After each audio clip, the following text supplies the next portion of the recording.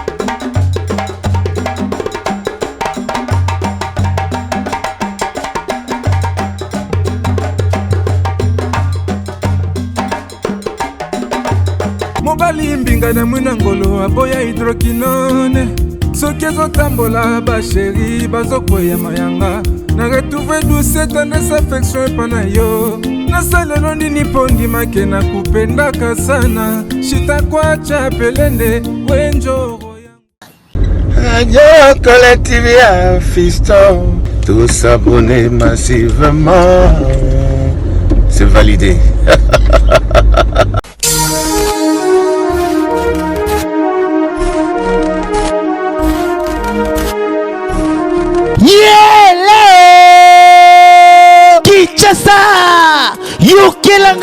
eloko oyodi bino batu bozalaka na posa ya kopase bon moment na bon séjour na bino bopesa confiance na Genesis Hotel po batieli bino chambre ya qualité oyo eza na climatisation ya kitoko bambetu ya somo na norme internationale eza pe na oreiller de rêve ebongo douche na bango soki okoti ndeti kaka oza na mikili ya poto soki oza na kati ya Genesis Hotel wifi kutu bosana na yo po kokota internet ndeti kaka oza na Paris po kaka séjour na bino etikala inoubliable grâce ya Genesis Hotel okanisi esili tintin awa na Genesis Hotel atieli bino salle de fête salon Congo pour na mariage conférence réunion pe anniversaire de rêve na bino batu nyonso bolingaka kosala mariage ya kitoko mpo na etikala souvenir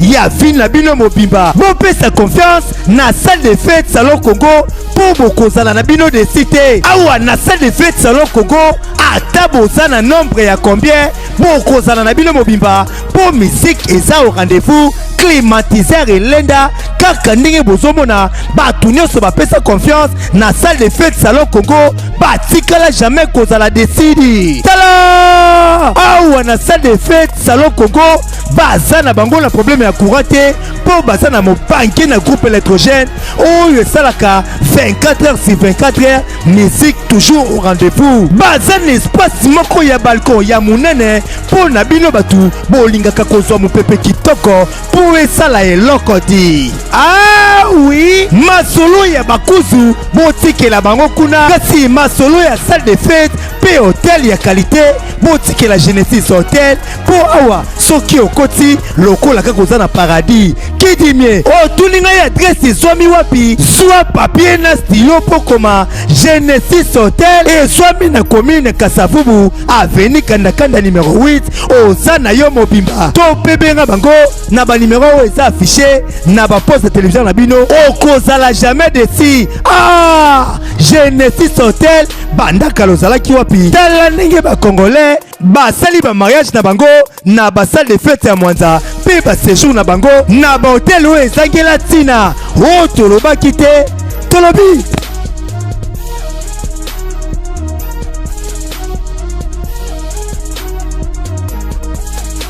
Mbote na bino bandeko balandi ya radio lokole télévision bisika nyonso tubozwami merci na confiance pe fidélité bopesaka na programme oyo radio lokole masolo epai wapi tokutanaka pona koya kobeta masolo ya makambo zali koleka bongo na communauté na biso africaine en général mingi ya biso batu ya mangala ngai kombo na ngai Fiston Pelende tata ya Sedek merci na bino batu boye biso soko ebinga ete kombo na ngai yango wana ya bobengi biso na mokili mobimba bolakisi biso ba directive à suivre ça rabino lokole babetaka yango mutu moko te babetaka yango batu ebele batu mibale baboko mibale pour la lokole et au kanaso kitoko merci na bapel bosali merci na ba remarque merci na ba suggestion bosali ba de kozali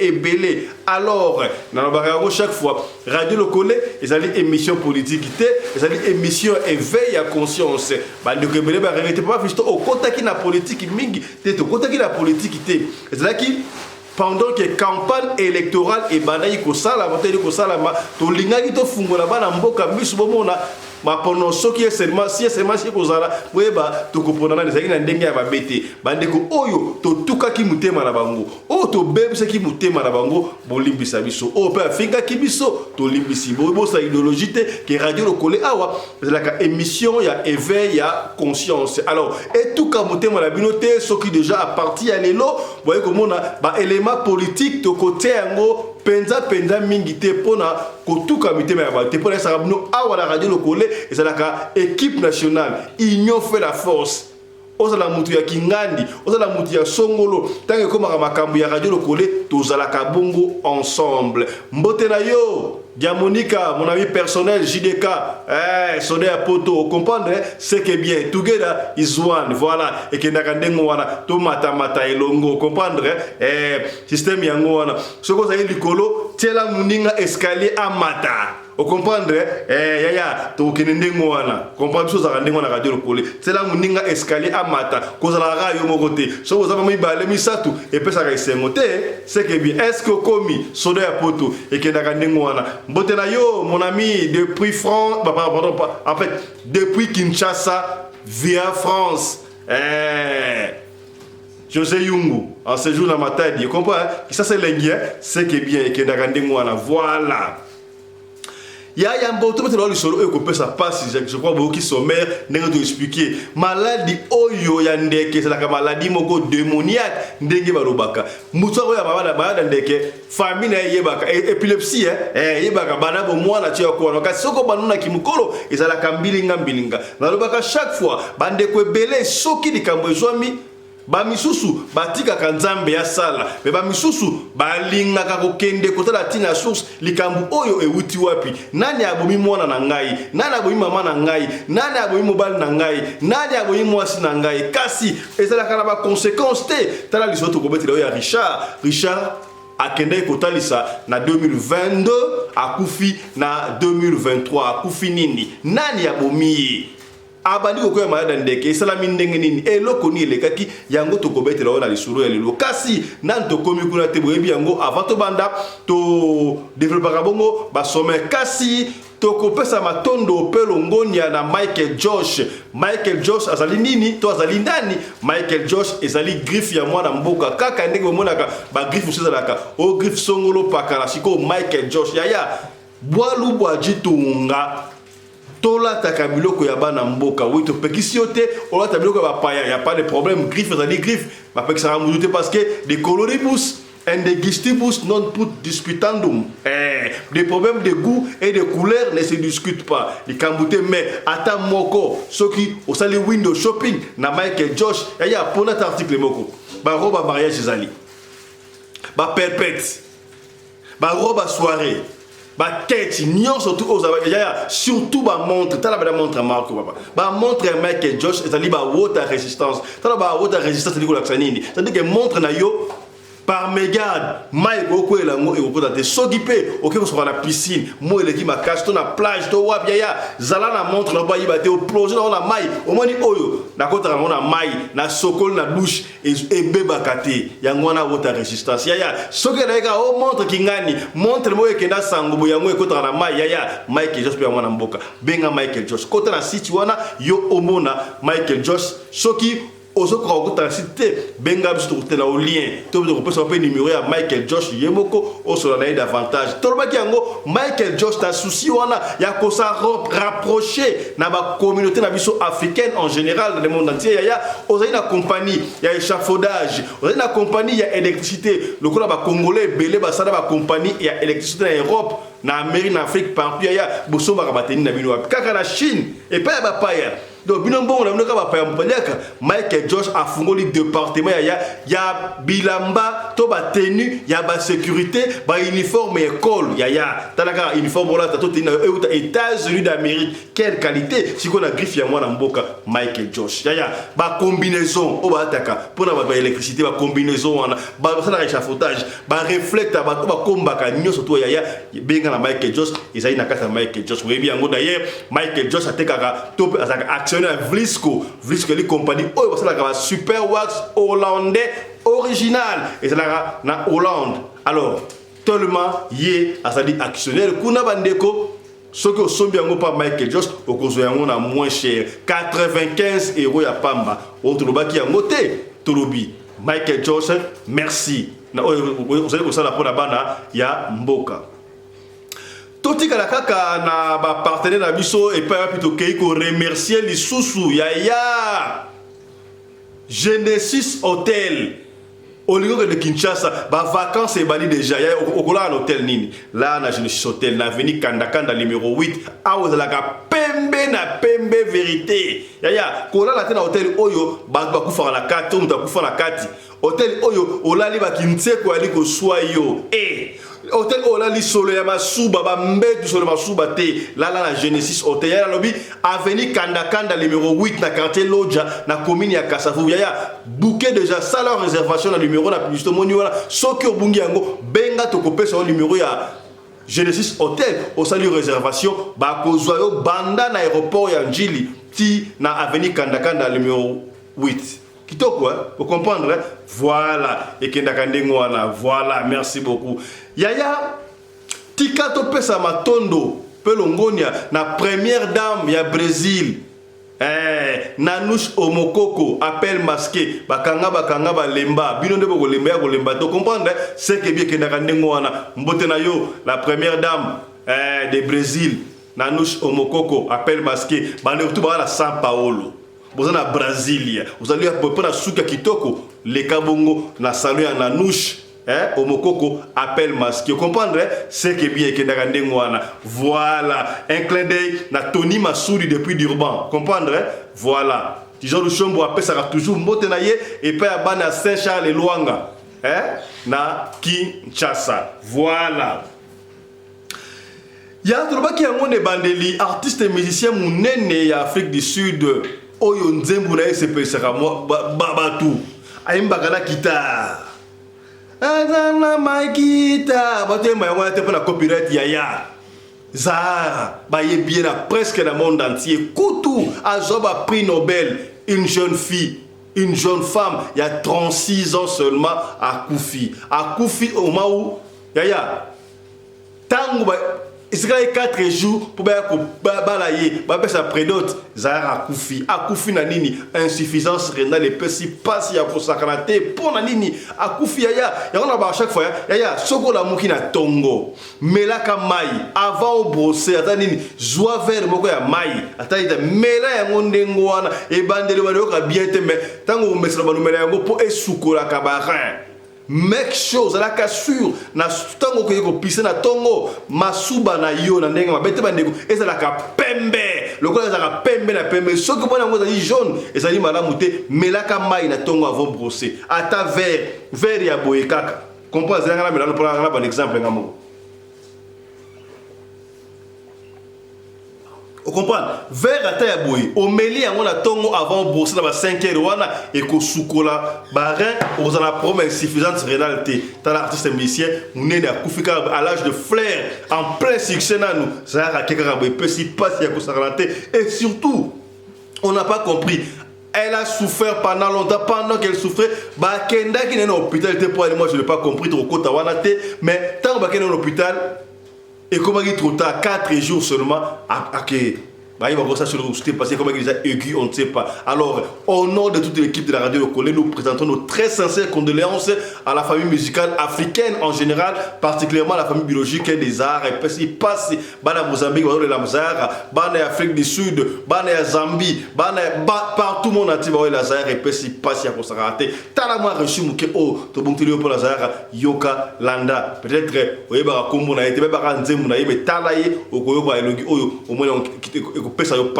alors, suivez. Bonjour, aujourd'hui nous allons parler de l'artiste sud-africaine Zahara. La chanteuse et compositrice sud-africaine Zahara est décédée le 11 décembre 2022 à Johannesburg à l'âge de 36 ans des suites d'une longue maladie. Née Bulelwam Kutukana à East London en 1988, Zahara s'était fait connaître en 2011 avec son premier album Loliwe et son titre phare du même nom. Dotée d'une voix riche et mélodieuse, elle s'était imposée sur la scène musicale sud-africaine en mélangeant avec talent pop, R&B et influences africaines. Au cours de sa carrière, elle a sorti 5 albums studio salués par la critique et le public. Ses textes poétiques abordaient avec sensibilité des thèmes sociaux et intimes. Grâce à ses nombreux singles à succès, comme Diambna ou Londani, elle s'était construit une solide notoriété également à l'international. Récompensée par de multiples prix dans son pays, Zahara avait également été mise à l'honneur par la BBC en 2020, qui l'avait incluse dans sa liste des 100 femmes.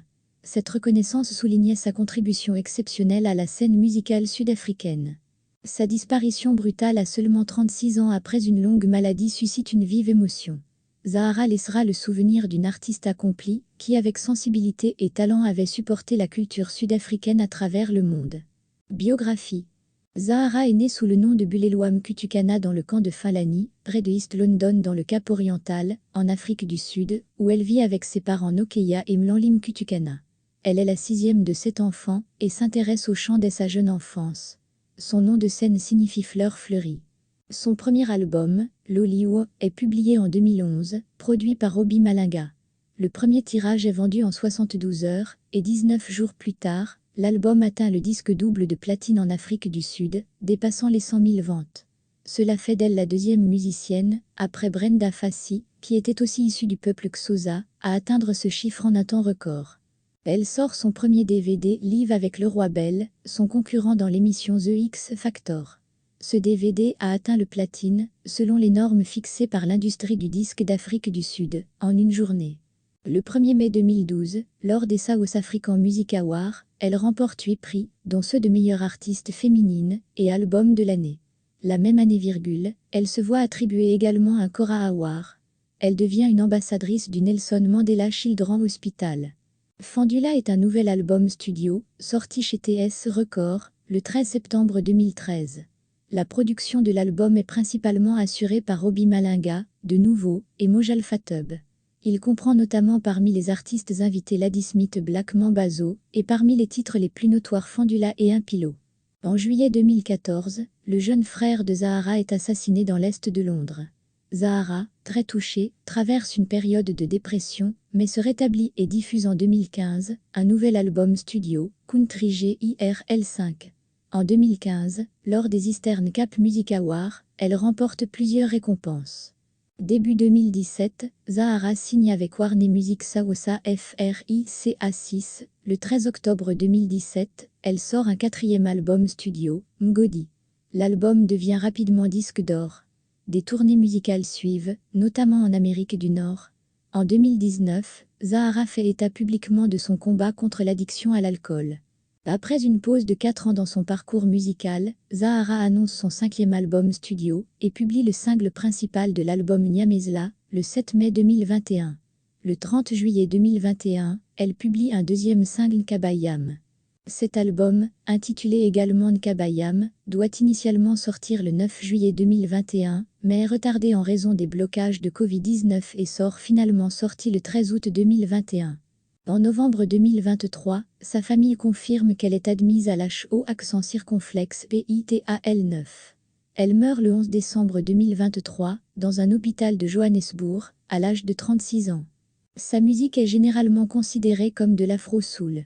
Elle chante dans sa langue maternelle, le Xhosa, ainsi qu'en ANGLAIS10. Sa musique a été décrite comme un mélange entre des styles popularisés par Tracy Chapman et India.Ari. Discographie. Loliwo, 2011. The Beginning Live, 2012. Nelson Mandela, 2013. Fendula, 2013. Country Girl, 2015. Mgodi, 2017. Nkabayam, 2021.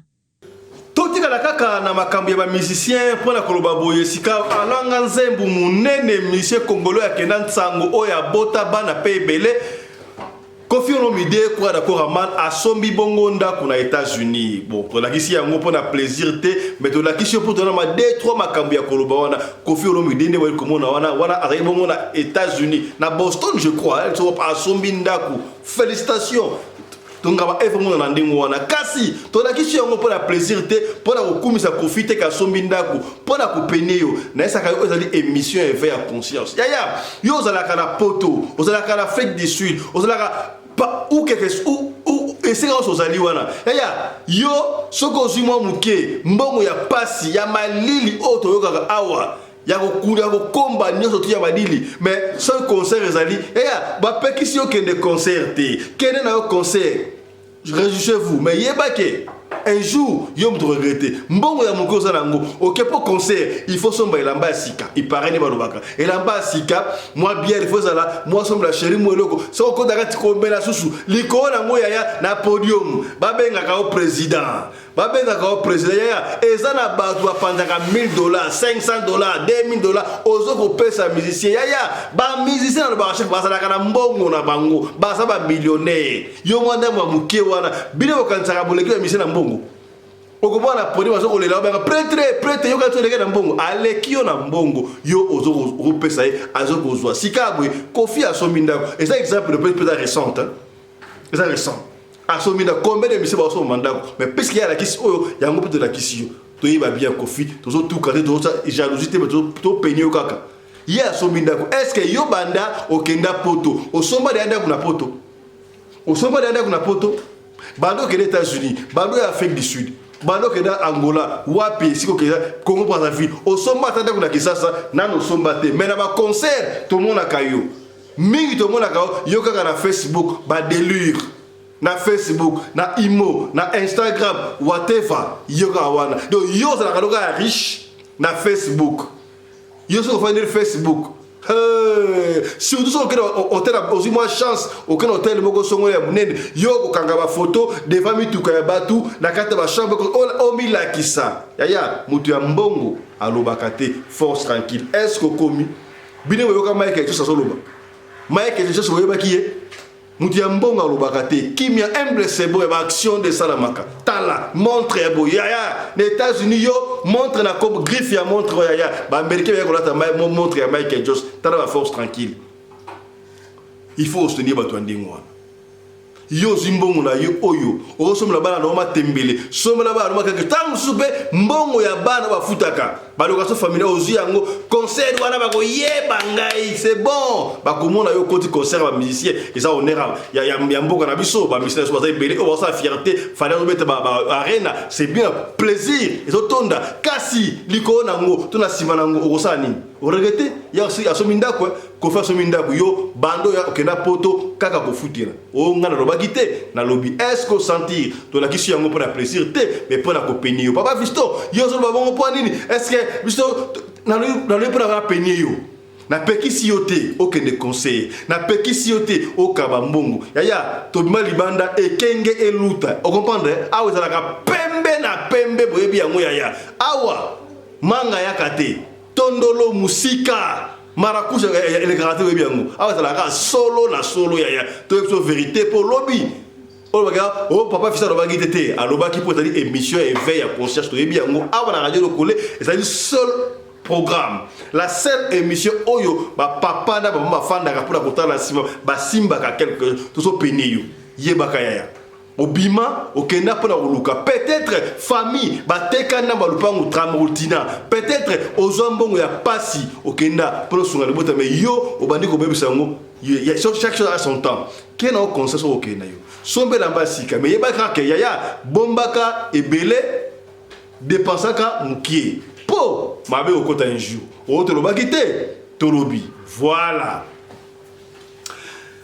ya to que de sika bo la grand katanga et puis image wa tnelinga et puis singa mutu ko so zamba liboso te to la kisa bino comment est-ce que ndeko mo iba au cell phone na uvira quelque part on va esa payer kuna ba bimisa ba nzoi na maboko nzoyo tena maboko soka bouger ba ndeko so imagine ka nde nzoyo soka ala soka ebele mupiko bouger ndenge nini et si la wante ndeko mso iba ka téléphone avant da nzoyo mais partout car est kuna et comme fréquent tala sika bo na Lubumba en fait et ça la katanga on n'a pas précisé sur Lubumba chito likesto wab na grand katanga yaya yaya ndeko bozo mona wana aotamba lokwa mutala kunki yaya position wana eza position donc o ba nzoyo ba telemeli wana soka bougera mukenzo ya suye donc mawa mingi ya totika kimuyibi mais bato pe bino bobagala bato banzoyi boy est-ce que bato bayiba mboka kuna bogobagala banzoyi wande te braisa abrano nezali abra officiel soko muta yibika mboka ga ma ale banzoyi comme ça bakotika pasi ndeko oyo a souffrir mais to banini za pasi comme na boy mais si on n'a pas les gens parce que oyibe loko ya mutu pona nini muta bundi pour loko na yi asa ini sotu yoko zo na facilité ata yo moko to banini ete ya bino to tika kimuyibi o to ba kite to lobi voilà ya to ko betela osika bo lisolo ya Richard oyo ko pesa yo passe ya ko sakata na sengi na yo olandanga na limemia ya comprendre lisolo on a vu que lisolo oyo e ko bota ma solo peut-être yo pe ozana ka oyo na ba chaque fois ya radio le ko so koti mbotela yo papa Alexis voilà na vu ozana écouter ozana musala ozana ndabista tongo lelo merci papa Alexis si kozali wana voilà on est ensemble yaya mokiliza makambo mokili eza makambu yaya batu mususu bazi problème na famille avec le bandeli kuna batika ka yango te bakendaka kotalisa wana ezalaka na conséquence te tala sika boy yaya elenge mobali na kombo ya Richard Richard Oyo, bon, pour ne pas dire moi na souka, mais tozuka wana, Richard aza quand même parmi bana souka na bango, un jeune homme Oyo a débrouillé ndenge na ye mais a luka vie, ndenge na ye. Alors, bazaki na yana bango moko à les États-Unis d'Amérique. Je crois yana bango liboso à les États-Unis d'Amérique. Vous comprenez? Yana bango ya mwasi les États-Unis d'Amérique. Est-ce que les kundi ya famille tonini on ne sait pas. Yana bango mususu ya mwasi abala pasteur. Pasteur azana wa vie ya normal. Vous comprenez? Siko bref, pour te prendre le solo ya maman na bango akufaki. Maman ya Richard akufaki d'une manière mystérieuse. Maman fandika ba mutu pasi. Ya kebaka na mutu pasi. Na ya okebisa bino ya. Et ça pour na plaisir te. Papa fiston, azolo ba mingi te, eza émission éveil qui a conscience to penya kayo poye baka. Soki mutu pasi bandi ya omeli ki se simate sambe la kaya. To pesa bino ba niveau ba pasteur, ba apôtre Charlie Moubiala. Ba prophète Alijo, ce que la montée benga to pesa ba samela rapport yo. Et ya mutu paso eleki, o za abri soit ta de ko so za bilinga. Ba to na ba na malade mo kana mutu pas. Et comment maman susu? Maman ya ba Richard ayoka mutu pasa comme na butu. Donc moyete na tongo boye. Maman kufi. Maman kufi ka boye nini? Maman kufi. Tant maman kufi, tant comme ça en bonne santé na tongo, bo fandika ba 15 na soka fièvre na tongo na nga kufi ka boye. Et puis si passe en tout cas bref, ba kundi maman.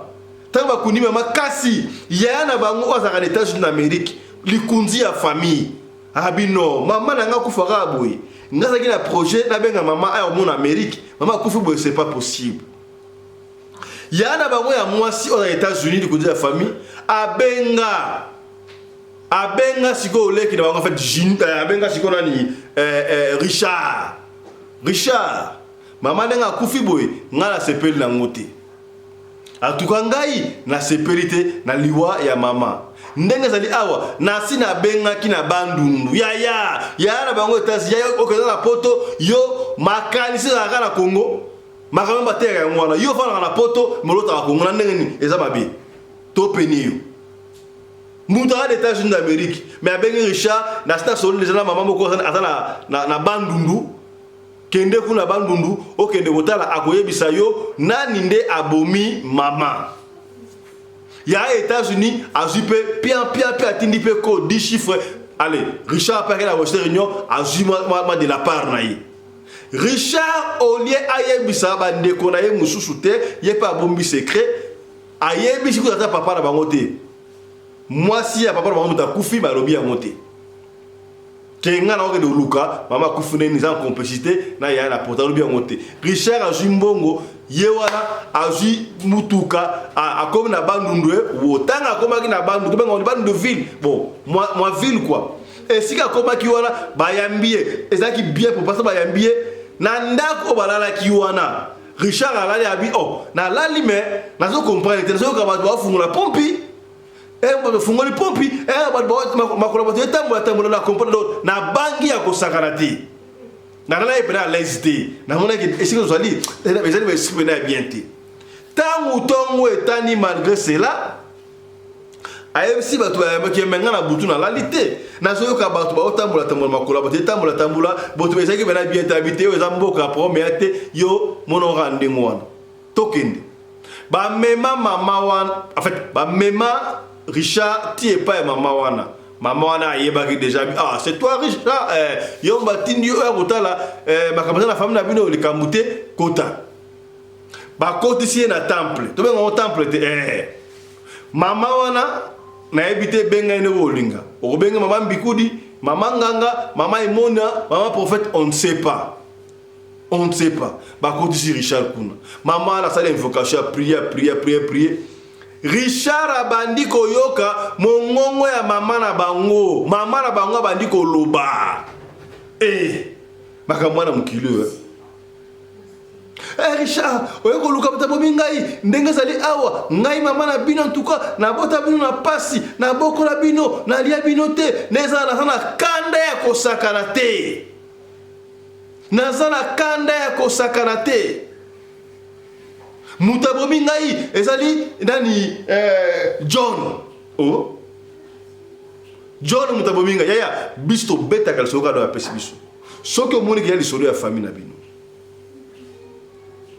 omoni ke to beta mo bien te benga biso na libemi papa fiston omoni lisolo wana ezali ya biso kasi ezalaki bongo te tala ezali boyi bozela kato pesi lisolo to beti lisolo tango impact koya yo oya kwa mbrie biso to fonctionner le moite kwa la loengete pour aller radio lokole to lubaga to sala makambo kaka ne mtapesi biso soko moni ke le moite ya kana droit de réponse mais koya te pour la kwa mbrie situation pour la ko intimider vous ne pouvez pas nous intimider est-ce que komi to so la bien ceux qui intimidation continue to bana kotanga so ba kombo na bino comme ça ba tu as groupe Gold Radio le collé ils vont se charger na bino est-ce que comprendre et que na ndingo wana mama na bango atangi kombo ya na bango ya mobali que no mutabomi ngai ezali John boy ah c'est vrai ndejo abominga ngwana abomangai azwa ngai po akede kotapa ko bana mbongo amemanga bisika nyoso tu na ba wenze to esaki mloke wenza bateka ba kufa bali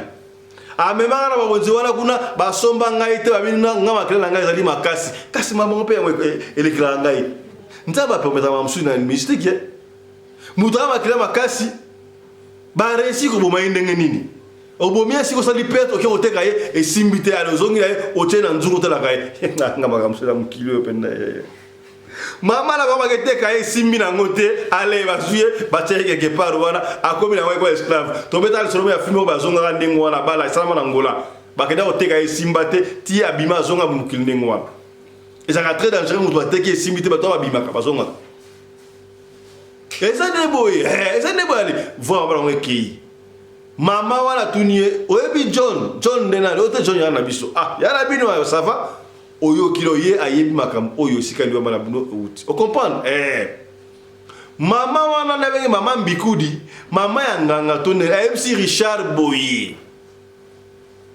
ça va o ki voit mama na yo mais pour moi na beaucoup plus d'avantage pour na ba confirmer ngo yo tango kozonga na kisasa o sala boye mama wana bimisa mbongo ya ye moko mbongo na ye moko apesa Richard MC Richard tango kozonga na Kinshasa soyo ko mbako ba kinkole ko ba nsele ko ba kunda ba to wapi ko ba cimetière ba batera ba tangantamba ko ba kunda ba to na eza hoteli ba cimetière ba ya kinkole ba hoteli excusez-moi kasi ba kunda ba to abi mbongo eza ngai soma masanga ya ntsamba mulangi moko ya koka ya ntsamba masanga ntsamba wana lokola papa na bino mama na bino kufaki mwasi ya papa na bino zo masanga ya ntsamba oyo tango okoma papa na bino ozo masanga ya ntsamba oyo opesa papa na bino amela yango soki papa na bino ameli yango okomona makambo salama wana makambo toloba awa vous allez découvrir ça oyoki soki makambo nyonso to esili yo il faut zonga awa na mboka oya kopesa ngai rapport opesa ngai il faut ngala yo to coucher ensemble na ndenge ni yaya na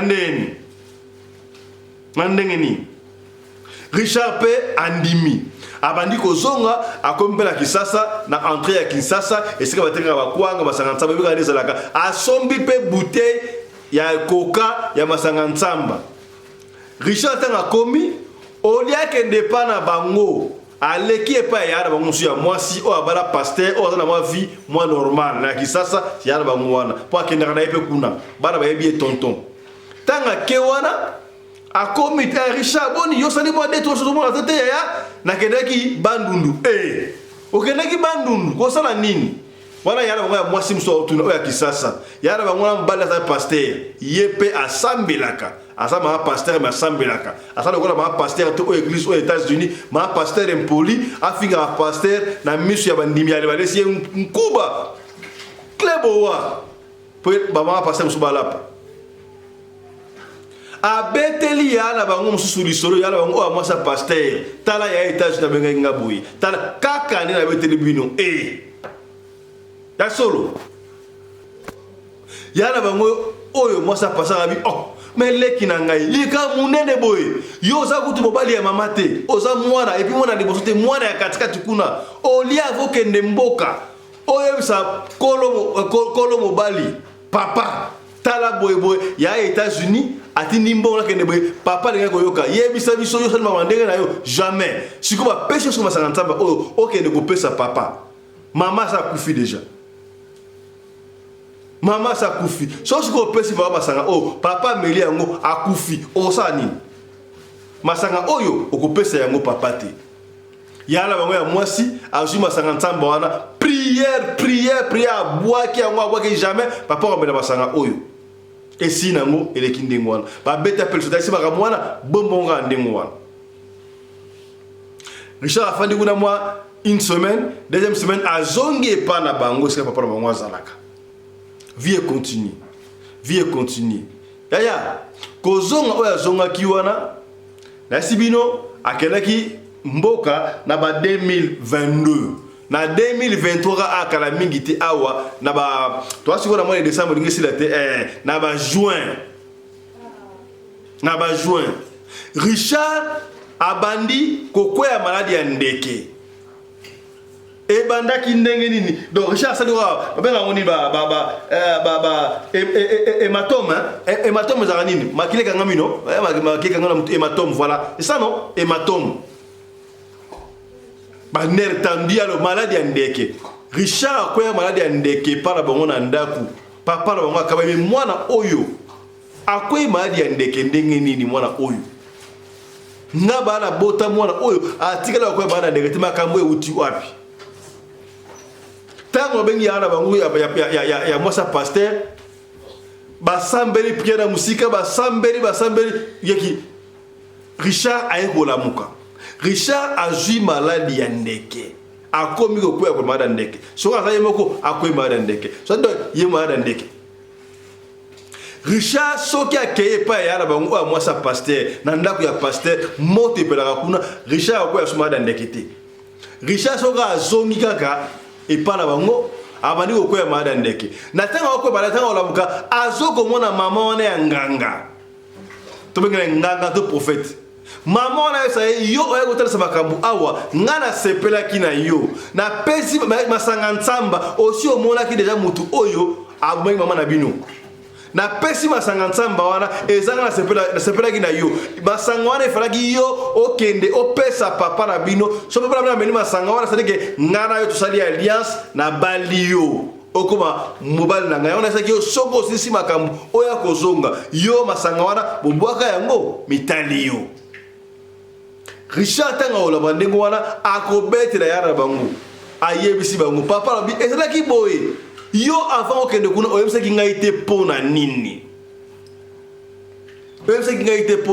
yenga wana lobino doki John yala bino mtaleki mosi na ngai eza makambo ya famille natindaki bino bokende kotalisa te John akoma okaba epilepsie akoma koyaka ndengo wana doki ye mama wana esaki ye yo ane oyo kosila te il faut ya awa il faut ya ngana la besoin faut ya contre rendu donc ngai soit luka masanga na ngai ntsamba wana pesa papa na mela to zongisa makambo na ntsamba so zongisa ngote yo komona ako zongisa ngo ndenge nini epesi mutu ko swaya ya lo sambre futaka ya lo sambo epola kate o telanga ba j'aime ko ya telanga ba j'aime yo bongona papa fisto penda ya tout si ça né na ba 17000 tout si les gars sont ba 20 quelques wana doki ba 17000 bino mona papa fisto ya otela pena autres sont s'abonner quand nous avons na maman pena fandi pena otela pena histoire qui toko histoire de la vie o s'abonner bo s'abonner ko ya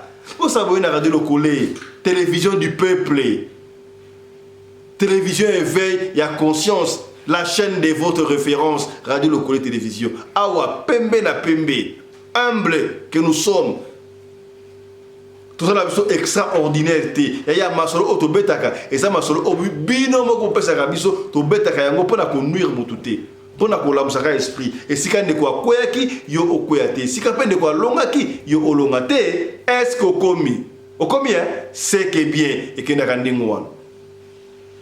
Richard akomaki soki akepa yana bango o asambelaka o mwasi ya pasteur aza très bien soka azongi et par la bango il faut que ba ndeke yana banga mondengo wana pasteur asambeli pasteur FC Richard nazoko mona esprit de mort epa na yo yaka awa toko ta retraite toko sala jeune ya 3 jours toko sambela pona yo toko benga na molimo wana okozonga normal Richard andimi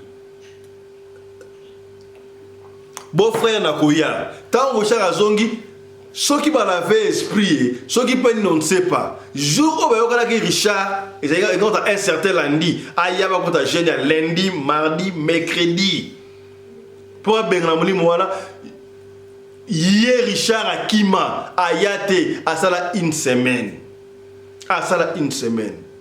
Jour morabo Richard alokende ba cop na la cop na wana ba lela la carte jino ba bien gentil garçon. Au monde ba jeune au bataka bien na ba sur la quartier wana.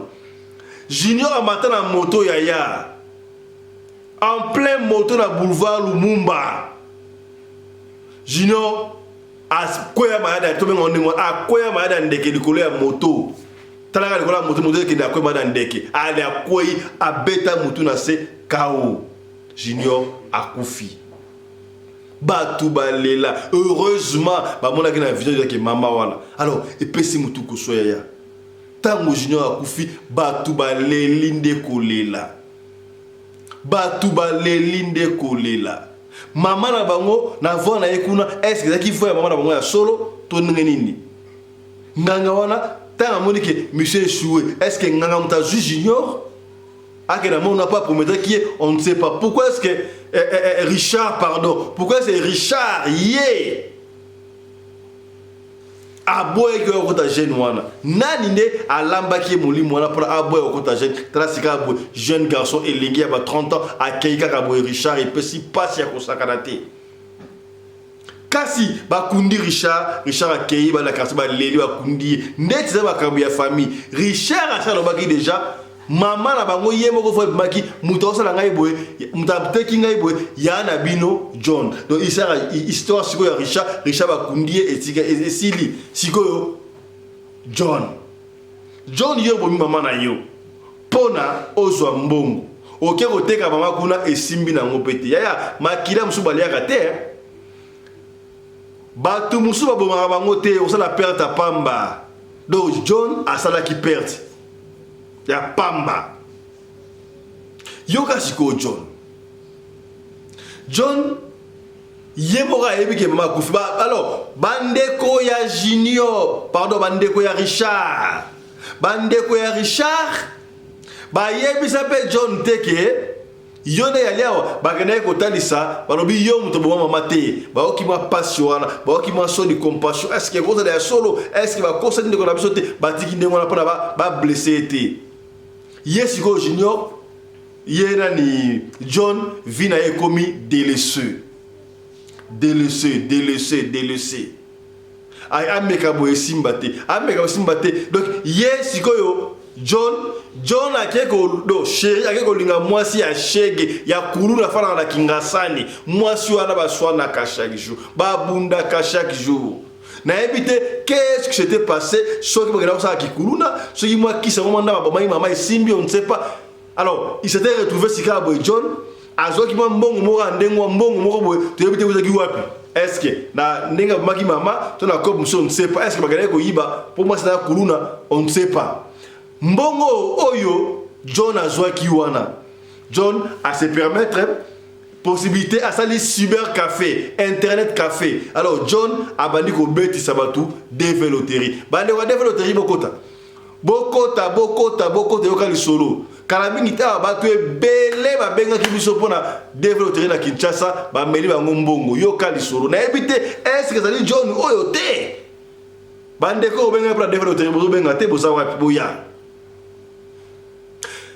Ye John asali cyber café abeta batu développerie boye bika ganeza la garçon de sa publicité aba para biso ezaka danser a ratakate yaka au États-Unis koso batu ba beta développerie pa John wana ya kosakanate na batu ba beta ata mutu moko ya azwa azate siko yoka lisolo Na évité par quel mécanisme Batoupe Congolais les kotanga te Congolais les vérifier. Ya développer tu peux vérifier ça toi-même. On vérifier en yomoko kitoko. Ce que suis et on commence selected. Ce que suis et on commence non selected. Nengoyo ko vérifier en na évité que se passe tant ba résultat ba kobima awa. Ye John a benga 3, 4, 5, 7 personnes. Oh non, bino, bo gagner na développerie, boya na mbongo, na sa doa demba. Congo na poto ya fwa kumputu. Hey! Oh, même si on gagne, on va dire qu'on se pela. Tu n'as pas vérifié la idée. Babi, ce qui a formé quoi code dans le koutaï. Ce qui on ne sait pas, soit à triquer qu'on ne sait pas. 7 personnes. Batu pende moi, oya pesi ota. Donc mbongo nyonso tout. Oyo John a récolté, ya batu. Donc il y a maman qui maman pour la domination, on ne sait pas. Ce qui peut maman ya solo on ne sait pas. John a récolté $17,000. Oya sala bat makambu bakende États-Unis d'Amérique. Njoka batu wana bazo bangote. John a zo mbongo wana $17,000.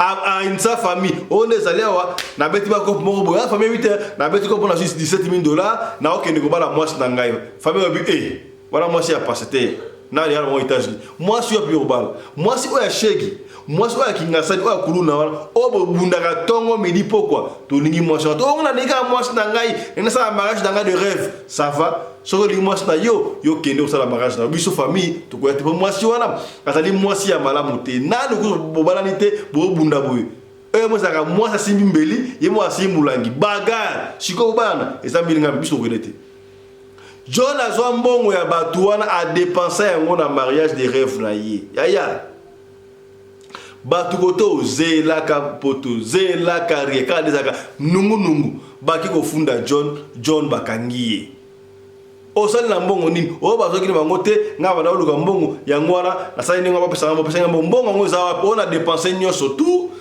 déjà dépensé surtout mais na somba ki mabele na mpasa soki kolo kuna mabele somba ki $5,000 na mabele la kuna bato wana bafundi John bakangi John tala ko mama soki ba soso ba lokuta malheur bandi ko landa ye ya histoire oza moi mon live profond na so beta ngo bela yo comprendre est-ce que vous comprenez ozo comprendre solo et beta le kitoko c'est que betilanga ba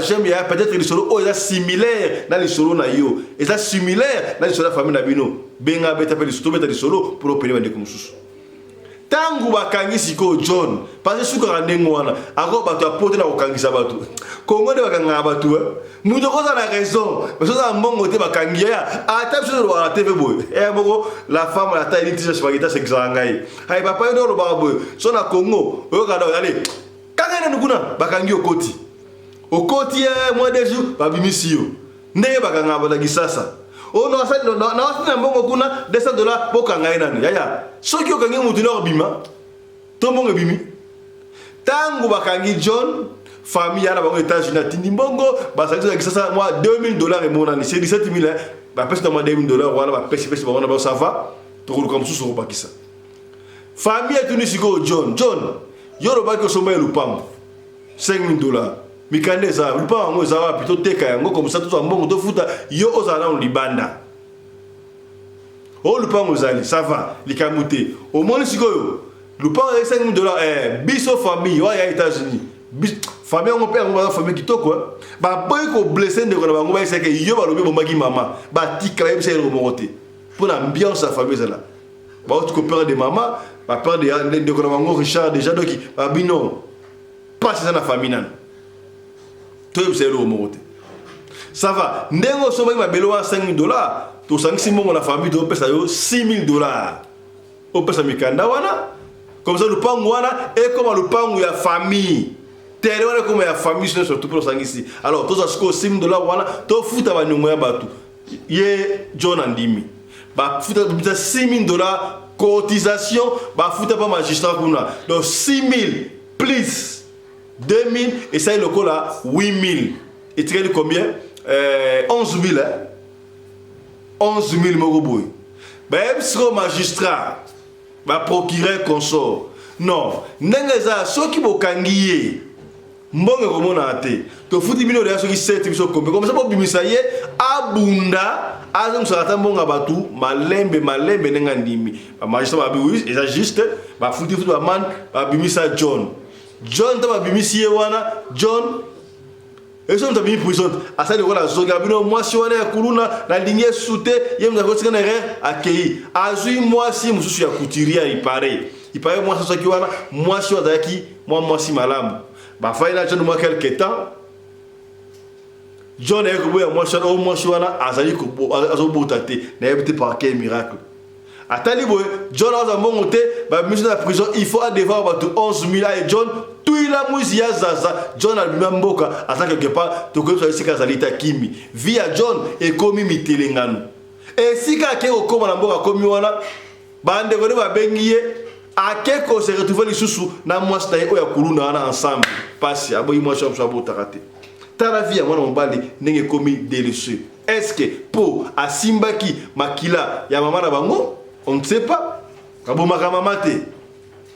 Est-ce que nganga wana akosaki on ne sait pas.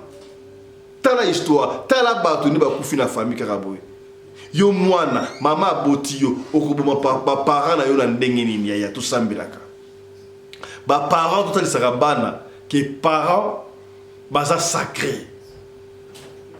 Ndeko na yo ya mwasi ndeko na yo ya mobali baza ba ndeko le plus cher du monde pour na bana famille la kasoude. Est-ce que comprendre est-ce que commis voilà si quand ndeko commis de na sepeli na famille oyo malgré nungu ndenge ba bombi ndeko na bango ba boy ko blesser ye kitoko kitoko siko etre la qu'est-ce que c'est est-ce que le kuta ce qui a solo siko tala ndeko na bango leki na bango Richard akufi pona akokisi makambo oba esaki ete siko nana bomisi junior ezali nganga wana tozali yana bango États-Unis d'Amérique makambo susu na famille basalaka ma famille yo moko te makambo ya famille avant osala kama ya famille ba se concerta ka biso surtout autre ba kité tolobi o comprendre voilà lisolo oyo esuki wana ete bino ete yote na ba chaque fois ya soki lisolo oyo intéressé yote peut-être et ko intéressé ne komoko songolo et sika moko pakala soki ra yo partager vidéo oyo to aimer to tia ba like.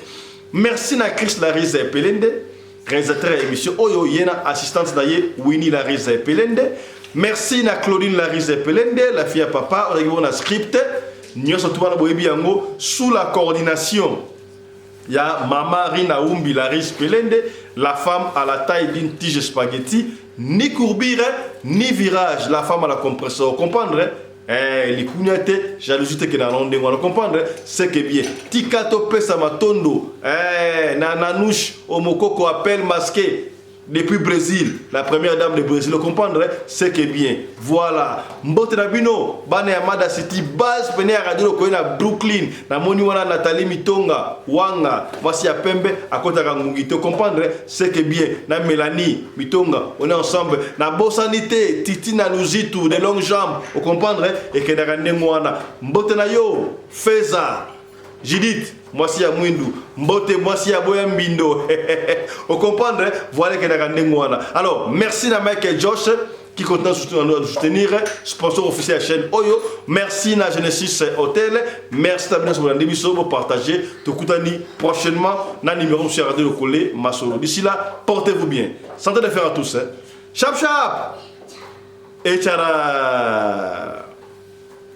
Kasi ya moto développement titre Ozali Kuna Liboso Tika Torobano Boy. Yaya. Sponsor na biso ya Sika Michael Josh. Au monde va montrer oyo. Montre à Michael Josh. Marque déposé à moi na mboka. C'est-à-dire que ça na maboko aux États-Unis d'Amérique bandeko. Donc mikolo yo biso na radio lokole kaka boy. Yaya, to ko changer ba montre le rôle à film. Tala ba montre yango. Ba montre oyo et wuti États-Unis d'Amérique. Et pas un sponsor na biso. Yaya, to ko changer ma montre le rôle à film na radio lokole. Na to kata moko na sachet sikoyo na lata ya mboto loba. To kata ya ngona ba sachet yaya. O sponsor na biso ya mikolo oyo. To lingi bana ya mboka yaya, yo biba kala na mboka. O ya na mboka ba paya. On soit idéologie yoka bilamba oui c'est vrai qu'on a ma bête mais idéologie no créa pour la mboka tala moi la mboka Mike Josh Mike déposé na yé bon moi yango montre là ça qui yango wana radio le collé yé a commis deuxième sponsor officiel après maman Charlotte Caputo Mike Josh ezali marque déposé à moi la mboka o ezala kaboro na États-Unis ezaka ka ba montre te bandeko de bo mona wana Mike Josh ezali ba t-shirt ba chemise ba polo na ba soulier ba sapato kaka de bo être ba griffe songolo pakala siko oyo Mike Josh pour aller encore plus loin pour na ko faciliter bana ya mboka bana ya Afrika Mike Josh azana partenariat to pas actionnaire moko ba actionnaire na compagnie oyo bengaka Visco Baby Visco est une compagnie qui a wax hollandais na Hollande. Yaya, talandenge mwana mboka liko tombo la bendele na biso na mboka ya bapaya. Mike Josh. Donc bino bateka ba wax hollandais, oh super wax, oh super kingal baso bango na cher. Commandé yango à partir ya Mike Josh. Numéro yango to tili bana. Numéro yango wana bo benga Mike Josh direct. Benga Mike Josh direct. Soki bo modele kate benga biso na radio lokole télévision déco. Yo toko tia en contact na Mike Josh. Bande wana boutique na France, na Belgique, na Espagne, na Kinshasa, na Afrique du Sud yaya. On a besoin de faire une boutique à Mike Josh. Pour ce que on a mon les belles d'Afrique du Sud. Ah ouais, ton ami qui nous sous au comment on a couleur magasin car il y a combo. Alors, il y a ce que l'union de la montée bosso, il y a que faire la magasin la combo à Mike Josh. Ya moi la mboka, benga Mike Josh ali wa to benga sur la radio le coller. Ya au cause ba montre. Au cause ba super wax hollandais. Au cause ba soulier à Mike Josh. Ba chemise, il y a bien.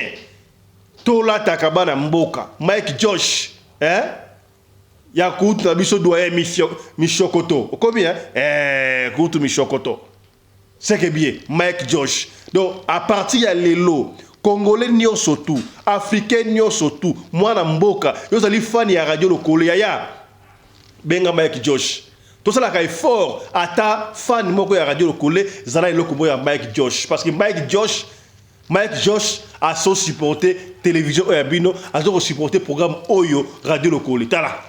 Toko changer un na tina fenêtre na film. Comment ma montre yé, ba polo et yé, ba t-shirt, ba soulier, ya Mike Josh. Donc Longonia ezonga et pas moi na mboka Mike Josh.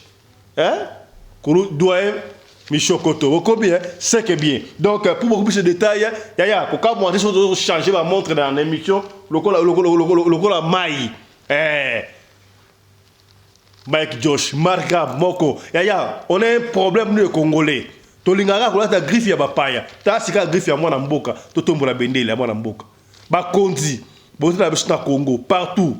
Yaya, on a ta montre comme nini. Là ta montre Mike Josh. Vous voyez ngai? Ya mwana mboka. Est-ce que différence ya bango? Biso bango différence yena. Bo combien? Mike Josh. Yaya, benga na lombango, zo na boutique. Oteka kanyoso, oba oteka marque oyo benga. Osala salon de coiffure, koto osala suki, koto ote moi étagère moko te rabloka ya Mike Josh. Te to support tout ça pour tout supporter mwana mboka. Voilà, o toloba kite tolobi. Pour l'habillement des classes de vos enfants, pour l'élégance de vos enfants, désormais, visitez le magasin Little People Shop chez Mama Charlotte Caputo. Little People Shop chez Mama Charlotte Caputo, l'habillement officiel de vos enfants. Awa et pas Mama Charlotte.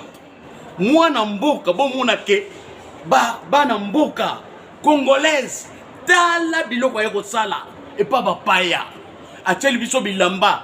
Banda de 0 à 3 mois, yango yo. Soto yawa de 6 à 9 mois. Toke wana de 9 à 12 ans. Toza na nyonso. Bana mibali na bana basi. Soto yawa. Umoni oya bana basi. Ndenge mwana zo putsana. Toza lokola wato yene 8 ans tiko mata. Yango yawa. Koto yo ndi makambo. Mwana zo bimondire ministre. Ya bataille nyoso yango. Ba Samuel, ba Chuchu, yango yo. Andika, la tsabana. Oyine to mutaka. Elengi tala ba fest. Bana, mwana bimi na fête. bato bakomobanga soki olingo somba biloko oyo omoni ke olingo sepelisa mwana na yo kodeplace na yo te okotika na internet okomona adresse na biso yango wana. Little People Shop chez Maman Charlotte Caputo. Adresse Edenval, Greenstone Shopping Center, shop numéro L119. Téléphone 011 52 46 366. À Jamestown, nous sommes sur Meyer Street 183. Jamestown Town, Johannesburg, shop numéro 5. Téléphone 082 324 85 22. Place nyonso zali benga biso kotaka li benga biso teotikobila batine na ndako. Little People Shop toza na bilamba ya bana ya qualité olingi osomba kota na website na biso retrouver biso na Facebook toza online pe soko osomba partout na Afrique to délivrer bino na ba Korea na biso préférence ya malamu ya original. Donc, c'est la livraison à domicile. Little People Shop met à votre disposition l'achat en ligne. Allez sur Tekelote, tapez Little People Shop. Choisissez l'article de votre choix. Il vous sera délivré jusque chez vous à la maison. Mais aussi, allez sur Zando, tapez Little People Shop. Choisissez l'article de votre choix. On va vous le délivrer jusque chez vous à la maison. Visitez notre Facebook page, Little People Shop. Little People Shop, ya biso moko. Little People Shop, ya bana mboka.